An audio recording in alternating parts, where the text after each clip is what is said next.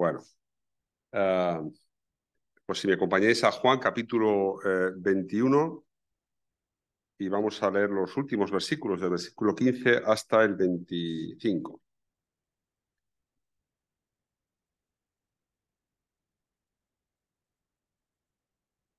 Lo he titulado así, ¿me amas?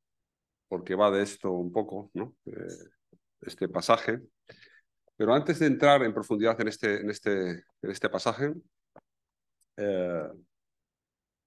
quería hacer esta pregunta muy importante, ¿no? ¿Cuál es el secreto de la tortilla de patata?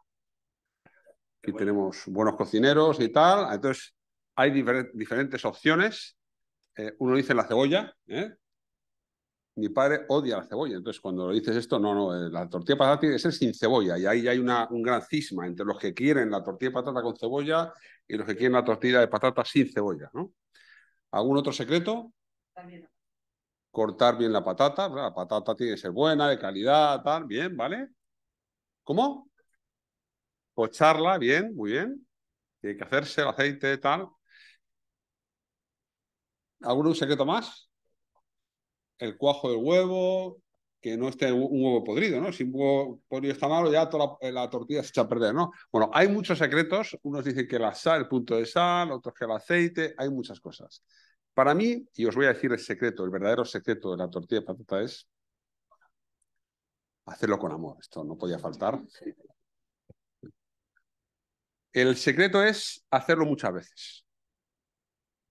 Cuando haces una vez la tortilla de patata es un desastre, ¿no? No sé si habéis lo que habéis intentado al principio, ¿no? Se te cae, no escapar. A mí se me ha caído una vez, se ha caído toda la tortilla al suelo, en fin.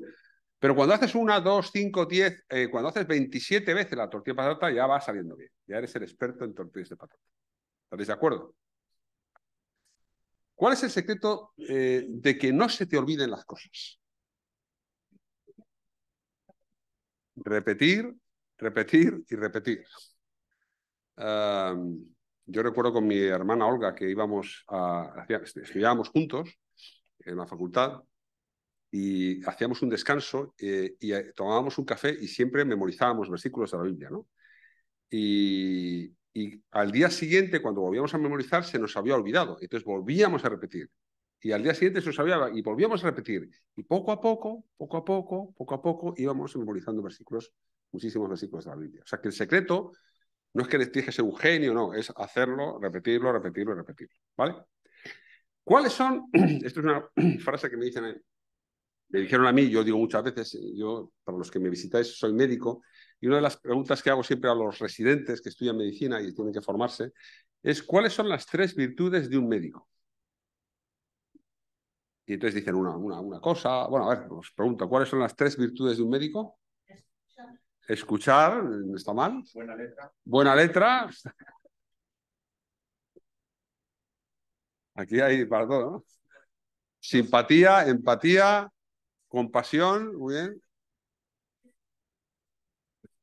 Algo tiene que saber, si no sabe, no. Es muy majo, pero te curó, no, pero era muy majo, ¿no? Esto pasa a veces, ¿no? Vale, entonces yo siempre les digo humildad, la primera, la segunda, humildad y la tercera, humildad. Y digo esto muchas veces porque a veces los médicos se creen que saben mucho, pero siempre decimos que la enfermedad muchas veces está agazapada para darte la puñalada cuando menos te lo esperas. Y tienes que ser humilde y hacer más de lo que se supone. Bueno, y hay muchas cosas aquí a este respecto que podríamos hablar, pero no voy a... Ahora, en este pasaje que vamos a ver tenemos 3 preguntas, 3 respuestas y 3 propuestas. ¿Vale? Las 3 acaban con tas. Me ha costado mucho que no va de esto, hay otro esquema, ¿eh? Pero nos ayuda y esto la Biblia lo hace y es muy elocuente de esto, nos ayuda a enfatizar las cosas que son importantes. Y el Señor muchas veces hace así. A veces lo dice 2 veces. Marta, Marta, ¿no? Simón, Simón.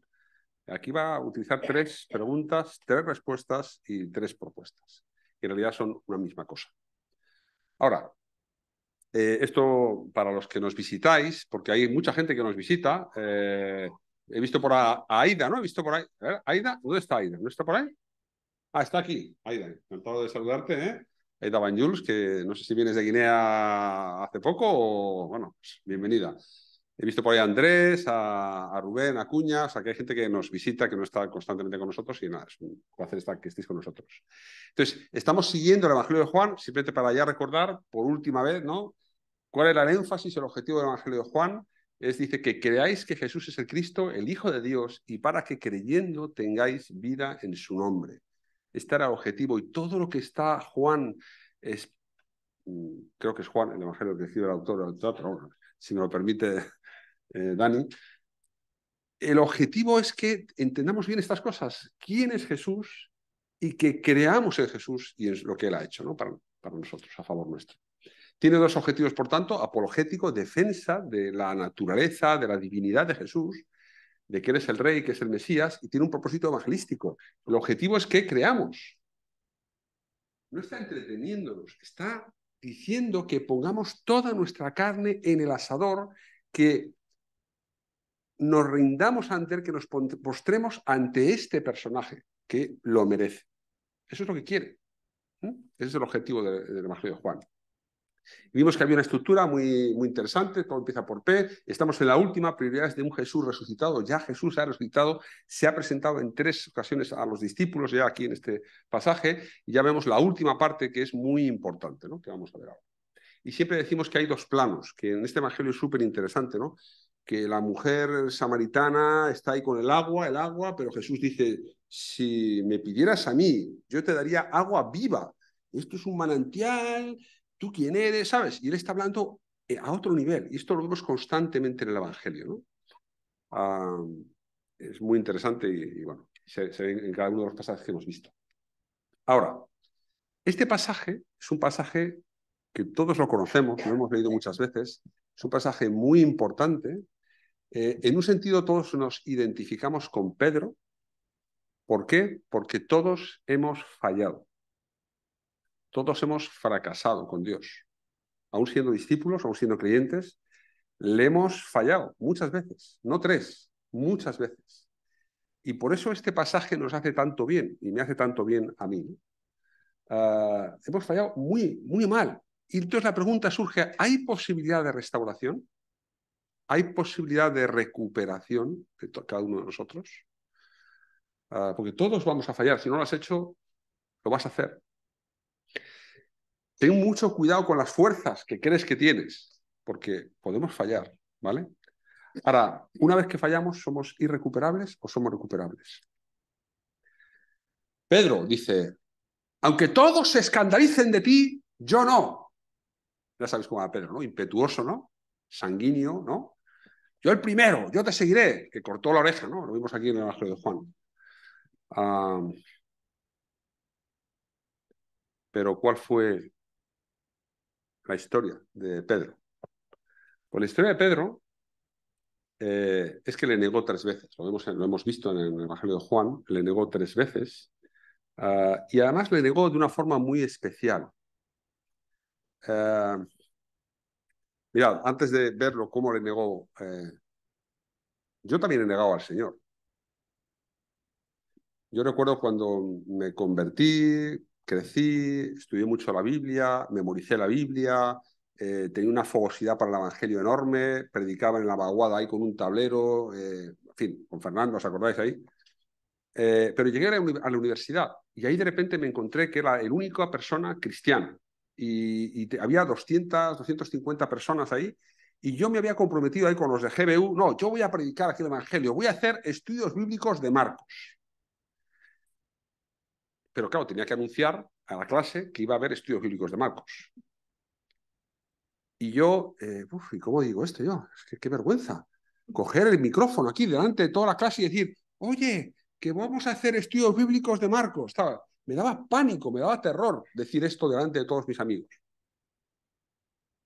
La gente se mofaba de Jesús, la gente se mofaba del cristianismo y yo callado, sin decir nada. Y cuanto más escuchaba esto, más tenía el agobio que tenía que decir, hablar de Jesús, pero no lo hacía. No una vez, no 2, no 3, no 4, no 5, no 6, no 7, muchísimos días. Y me acuerdo que iba caminando a la universidad y decía, Señor, tú dices en tu palabra, el que se avergüence de mí, yo también me avergonzaré delante de los ángeles de Dios, ¿no? Y yo, ay, Señor, pero por favor, ¿cómo me puedo avergonzar, ¿no?, del Evangelio y de decir tus cosas? Pero no lo hacía. Entonces, indirectamente, al menos, estaba negando a Jesús.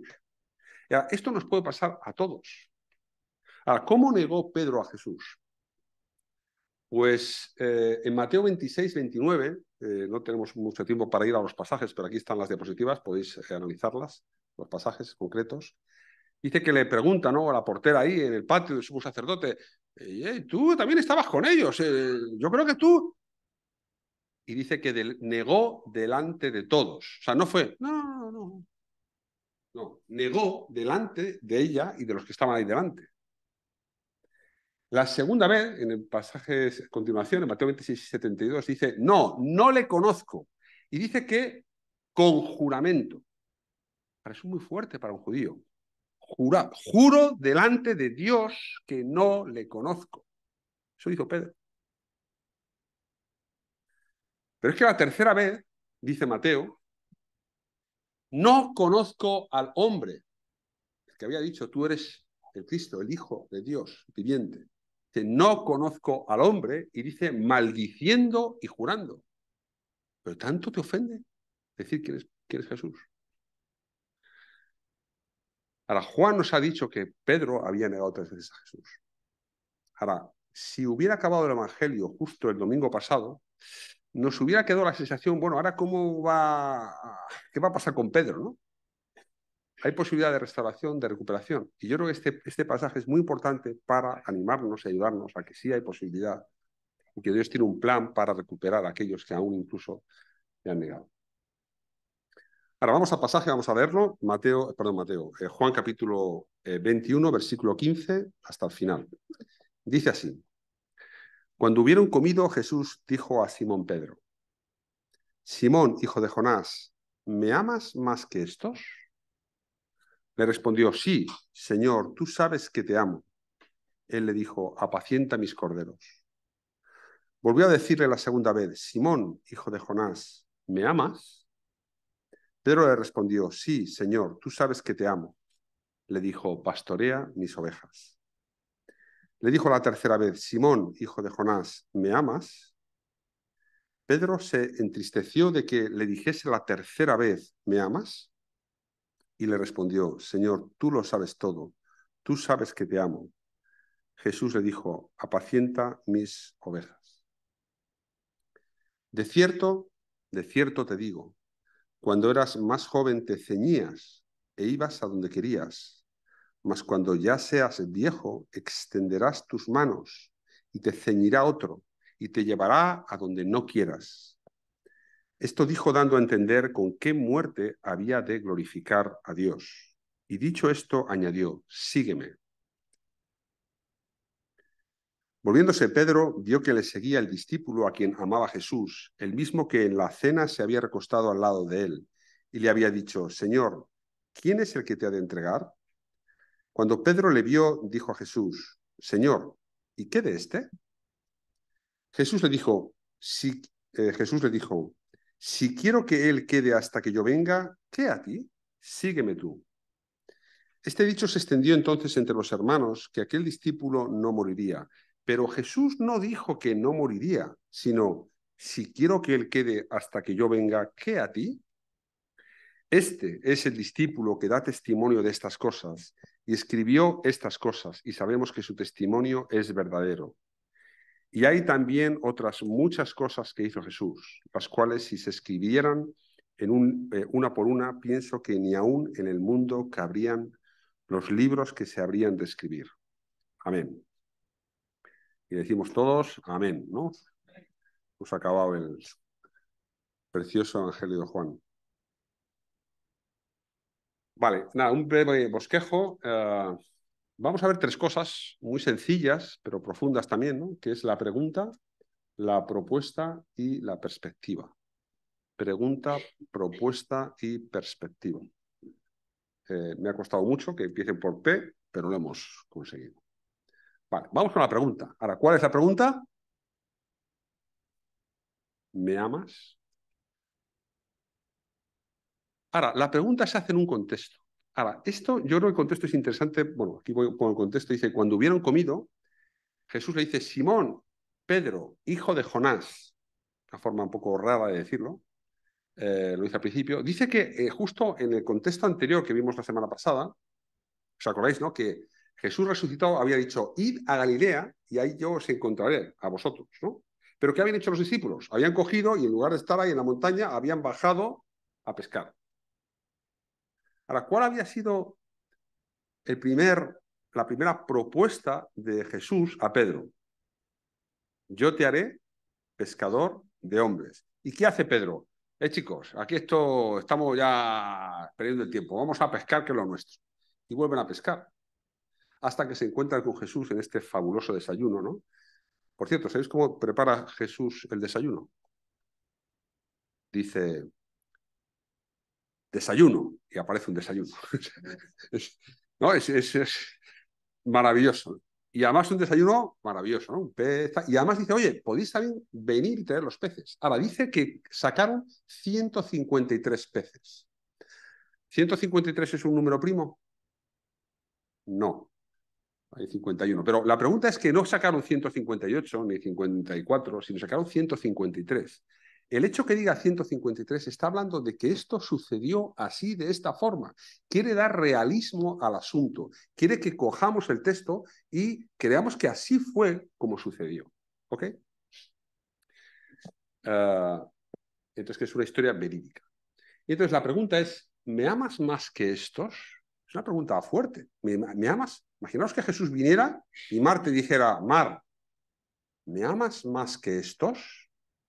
Tú mirarías ahí al de la derecha, de la izquierda, y dices, hombre, no sé, tal, ¿no? Y de hecho, ¿tenemos que amar a Jesús más que los que están a nuestra derecha o a nuestra izquierda? Todos tenemos que amar igual a Jesús. Esto de amar a Jesús más que estos está por esto de Mateo 26, 31, 33. Vamos a leerlo. Mateo 26, ya lo hemos comentado antes. Mateo 26, también lo dice en Marcos, pero en Mateo 26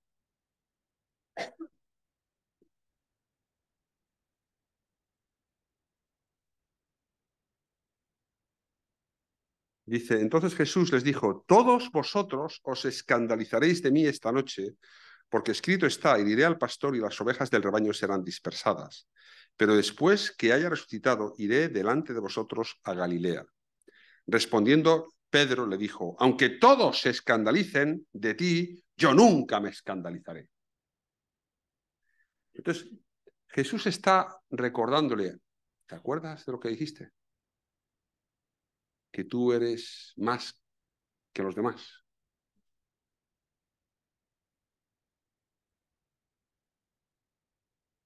Todos tenemos que amar al Señor de la misma forma, con todo nuestro corazón, toda nuestra alma, toda nuestra mente, todas nuestras fuerzas. Después le dice, ¿me amas? Y por tercera vez le dice, ¿me amas? A cada pregunta hay una respuesta. Y esta es la pregunta del millón. Esta es la pregunta donde se resumen todas las preguntas. Es la pregunta más importante de toda nuestra vida. ¿Me amas? ¿Amamos al Señor? Si estuvieras ahí con sus ojos, ¿no?, de fuego, te dijera, ¿me amas? ¿Qué le dirías?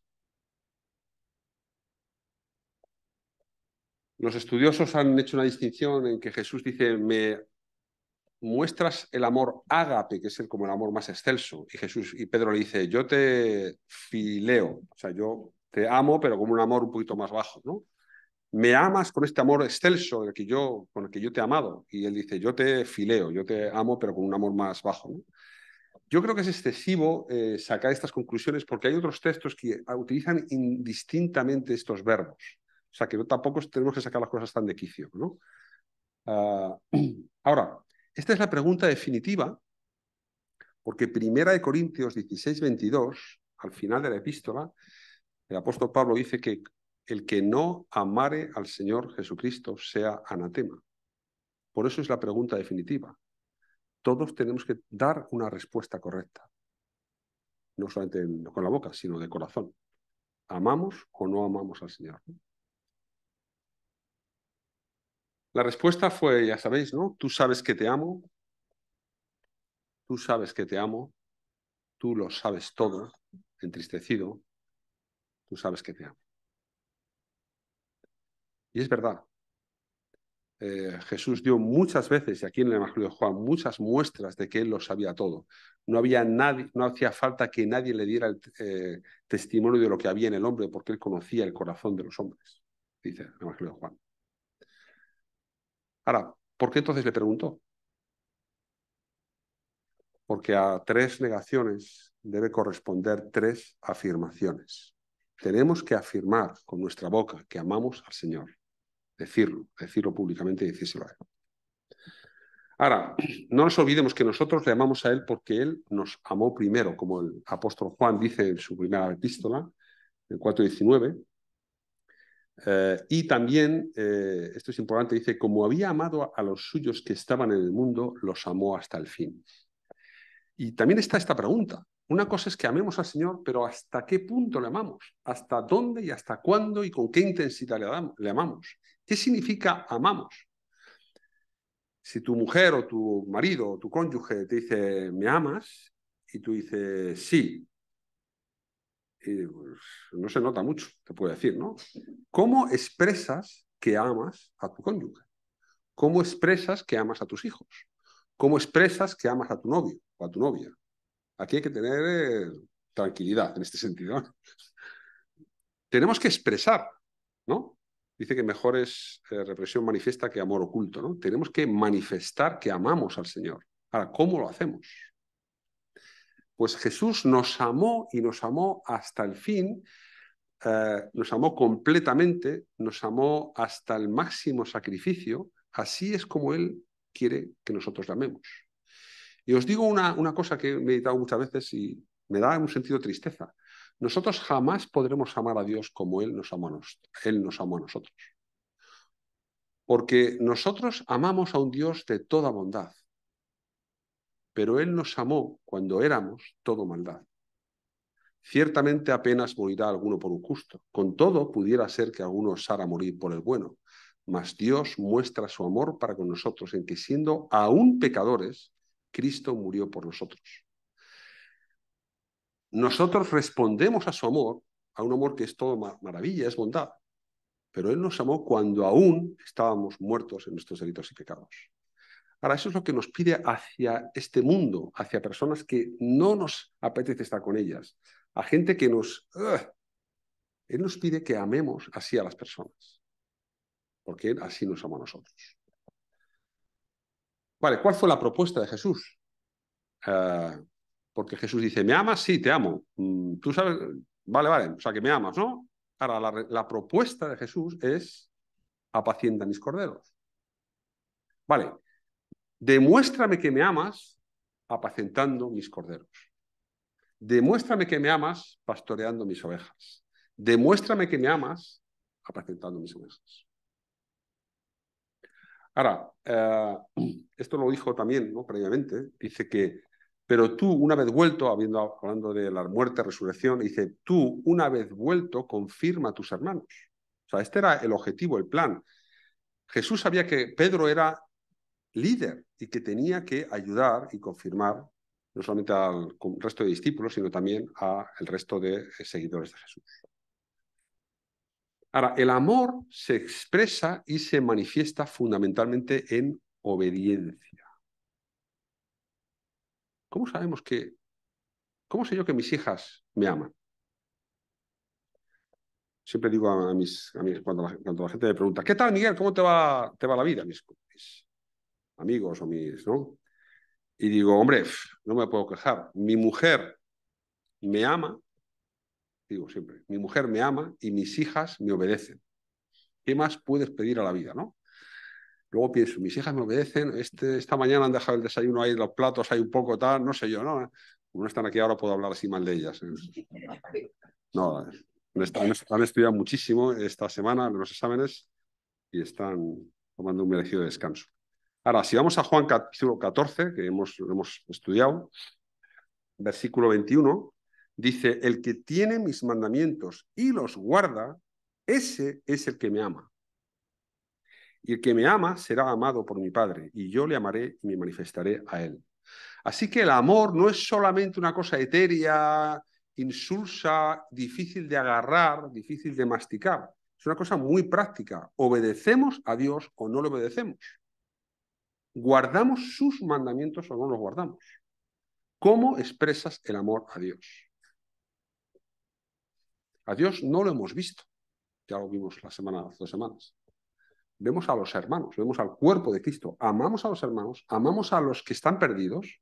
¿Cómo manifestamos ese amor a la gente, no? Pues se expresa en obediencia. Ahora, ¿cuál es la labor de un pastor? Y en un sentido, todos somos pastores. Siempre que tenemos a alguien a nuestro cuidado, somos pastores del que estamos cuidando. Hijos, personas que están a otro nivel, que estamos ayudando. Ahora, ¿cuál es la labor de un pastor? Bueno, pues la labor de un pastor es alimentar, llevar a buenos pastos. Fundamental. La misión de un pastor es que todos estemos empapados de la palabra de Dios. Esto es un buen pasto. Que no nos olvidemos de comer todos los días de la palabra de Dios. Y ahora tenemos muchísimas herramientas, afortunadamente, ¿no? Con las redes sociales y muchísimas formas de estar al día con la palabra de Dios. Entonces, si somos pesados, lee tu Biblia, ora a Dios, tal. Pues esa es la labor de un pastor. La segunda es cuidar a las ovejas. A veces tenemos que esquilar a una oveja, ¿no? Es cortarle el pelo. Entonces, no es que hacemos peluquería aquí, Kisley y yo, pero a veces tenemos que, cosas que te sobran, decimos, oye, chaval, esto hay que quitarlo de tu vida. Nos toca hacer algún comentario de este tipo. También toca proteger a las ovejas cuando vemos peligro, cuando hay cosas que no están bien, que queremos que hacen daño al rebaño, ¿no? Tenemos que decir, oye, esto está mal, esto no escuchéis, ¿no? Y también tenemos que morir por las ovejas. El buen pastor su vida da por las ovejas. Y ahora, aquí va a estar en el horizonte, en esta escena entre Jesús y Pedro. ¿Me amas? Sí, te amo. Tú sabes que te amo. Vale, apacienta mis ovejas. Y le va a hablar de cómo va a morir. Mira, apacentar las ovejas te va a suponer tu muerte.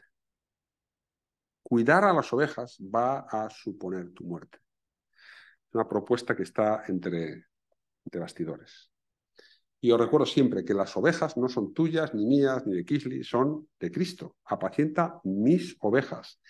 Estamos llamados a cuidarnos unos a otros, sabiendo que no tenemos autoridad. Tenemos la capacidad de servir a las ovejas porque estamos sirviendo al gran pastor de las ovejas, ¿no? 1 Pedro 5. La perspectiva que os comentaba. El amor se expresa y se manifiesta en obediencia y amar implica obediencia, pero ¿hasta dónde? ¿Hasta qué punto tenemos que obedecer al Señor? Bueno, Jesús le dice a Pedro, sígueme, pero le dice sígueme después del versículo 18. Dice, de cierto te digo, cuando eras más joven, te ceñías, te vestías e ibas hasta donde querías, hacías lo que querías, pero cuando ya seas viejo, le va a decir que te quedan unos años. Se estima que murió 20 años después de esto. Te quedan unos años, cuando ya seas viejo, te ceñirá otro, te vestirá otro, tendrás que extender tus manos y te llevará a donde no quieras. Entonces esto que parece un poco enigmático, Juan dice que esto dijo dando a entender con qué muerte había de glorificar a Dios. Ahora, si a ti te dicen, oye, dentro de 20 años vas a morir crucificado, yo casi prefiero no saberlo, ¿no? Pero en este caso, Pedro era interesante que después de haber negado al Señor, supiera que iba a vivir unos años en obediencia a Cristo, iba a apacentar el rebaño y que algún día moriría crucificado, como la tradición dice, ¿no? Que murió crucificado boca abajo, ¿no? Porque no se consideraba digno, ¿no? De morir como su Señor. Ahora, iba a glorificar a Dios con su muerte. Ahora, seguir a Dios implica sacrificio. Amar a Dios implica sacrificio. Si alguno quiere venir en pos de mí, tome su cruz cada día y sígame. Amar a Dios implica obediencia, implica un sacrificio. El amor siempre es sacrificial. Mirad, esto me lo enseñó mi mujer, que es economista. Dice, el valor de una cosa se mide por cuánto estás dispuesto a ofrecer a cambio. Entonces, tengo mi móvil. ¿Cuánto? Si tú me dices, venga, te doy dinero por mi móvil. Y yo, no. Todo tiene un precio, Miguel, todo tiene un precio. Entonces, claro, si me das más de lo que cuesta el móvil en sí, ya, pero es que aquí tengo mis notas ya, que me ha costado mucho hacer, no sé qué. Entonces, el valor de esto depende de cuánto estoy dispuesto a, y al final tiene un precio, lo vendes. A mi hermano ha necesitado un trasplante renal. Ahora, ¿cuánto vale la vida de mi hermano?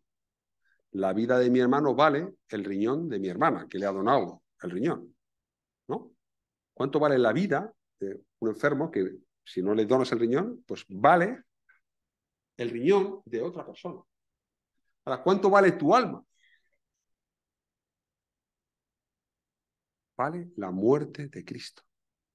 Entonces, tú y yo tenemos un valor incalculable por cuanto Dios fue capaz de entregar a su hijo, a su único hijo, a quien amaba, para rescatar tu alma. El amor de Dios siempre es sacrificial y no pide menos de nosotros. Pide que le amemos sacrificialmente. ¿Os acordáis de esta escena de Aslan, la bruja blanca y Edmundo? Edmundo había rechazado, había negado, se había aliado con la bruja blanca. Si no habéis leído esta historia, dicen algunos que los que no han leído El león, la bruja y el armario no han nacido de nuevo. O sea que es importante que leáis esta historia, ¿no? De C.S. Lewis, ¿no? Es una historia, ¿no? Que habla y expresa un poco esto, ¿no? Edmundo se había asociado con Satanás, la bruja blanca, y estaba Aslan, el gran león, que tiene que rescatar a Edmundo, porque Lucy y Susan y Peter están diciendo, por favor, nuestro hermano se va a morir, está con el enemigo. Y está Aslan ahí pensando qué hacer, y al final tienen un conciliábulo, ¿no? Entre la bruja blanca y Aslan, y Aslan no puede decir simplemente, pues a mí, yo, que venga conmigo, ya está. Porque la bruja blanca conoce la ley de Allende los mares, escrita en las tablas de piedra, y esa ley no puede ser quebrantada porque la ha escrito, ¿no?, el emperador, que es el padre. Entonces, Aslan está sujeto a unas leyes que no puede quebrantar, que son las leyes del mismo Dios, y tiene que hacer algo para rescatar a Edmund. Y la única forma de rescatar a Edmund es ofrecer su propia vida. Así que Aslan muere sacrificialmente para poder rescatar a Edmund. El amor de Dios siempre es sacrificial y así nos lo pide a nosotros. Por último, palabras finales. Las palabras finales, ¿no?, son también como un poco enigmáticas, pero esto pasa mucho en la vida cristiana. Dios tiene un propósito contigo. Sígueme, le dice a Pedro. Entonces empieza a seguirle y de repente está mirando, ¿no? Así, ¿no? ¿Y esta qué pasa? ¿No? Y así nos pasa mucho en la vida cristiana, en la iglesia. Tú tienes tu historia y te dice alguien, Jesús, tienes que hacer esto, te digo, ¿no? Y Jesús tal, y dice, ya, y, oye, ¿y por qué no se lo dices ¿no? ¿Por qué no se lo dices a Valentino, que lo haga él? O, oye, y Valentino, ¿y por qué me lo has dicho a mí, no se lo he dicho a él? Y el otro, ¿y por qué le has dicho a este otro esta cosa? ¿Por qué nos comparamos? ¿Por qué especulamos? ¿Por qué imaginamos? ¿Por qué estamos mirándonos unos a otros? Tú sigue a Cristo. Haz lo que Dios te pide y no estemos mirándonos y comparándonos los unos a los otros, ¿no? Dios tiene un propósito específico con cada uno. No curioseemos, especulemos, ni imaginemos. Por eso Jesús le dice, ¿qué a ti? ¿A ti qué te va? Yo con Juan tengo un propósito. Y si quiero que él quede hasta que yo venga, no es que dijera que él se iba a quedar hasta que viniese, que no iba a morir, como algunos pensaron, y ahí lo hice, sino, si hago lo que quiero, pues con Juan haré lo que quiera, pero contigo te estoy diciendo que tú me sigas y que a ti te va a esperar la muerte y por crucifixión. Con Juan ya veré lo que tengo que hacer. Pues que no estemos mirándonos unos a otros lo que hacemos o dejamos de hacer. O sea, sigamos fielmente a Jesús. Vale. Seguir a Cristo implica amarle, obedecerle y hasta el sacrificio. Este es un autor muy importante que conozco, ¿no? Michael Whitetower, que algunos conocéis también. Esta frase la pienso muchas veces. Ganas cuando pierdes, vences cuando mueres. Ganas cuando pierdes, vences cuando mueres. Jesús venció a la muerte cuando murió. De otra forma, y mucho más elocuente que este Michael Whitetower, dice, el que quiera salvar su vida la perderá, y todo aquel que pierda su vida por causa de mí la hallará. ¿Cómo amamos al Señor? Os pregunto, ¿cómo expresamos a Dios que le amamos? Podemos expresarle con una canción, leyendo el devocional por la mañana, pero el Señor te va a ir pidiendo más, como dice muchas veces Áraba, ¿no? Estamos en esta, ¿no? Jugando, ¿no? A los marcianitos y ya has superado la primera pantalla, pero te va a venir la segunda pantalla y luego la tercera y la cuarta y la quinta. Te va a pedir más y va a querer que expreses que le amas hasta el fin. Bueno, estoy triste, no sé vosotros, he acabado el Evangelio de Juan. ¿Os da pena o no os da pena? A mí me da mucha pena. Yo me convertí leyendo este Evangelio, me da mucha pena. Me da pena porque van a pasar muchos años hasta que volvamos a leer y a estudiar este Evangelio juntos. Probablemente no esté vivo ya. Tardamos 2 años en leer un pasaje, o sea, un texto, luego tal, a lo mejor ya, ¿no? ¿Exagerado? Esto se queda grabado.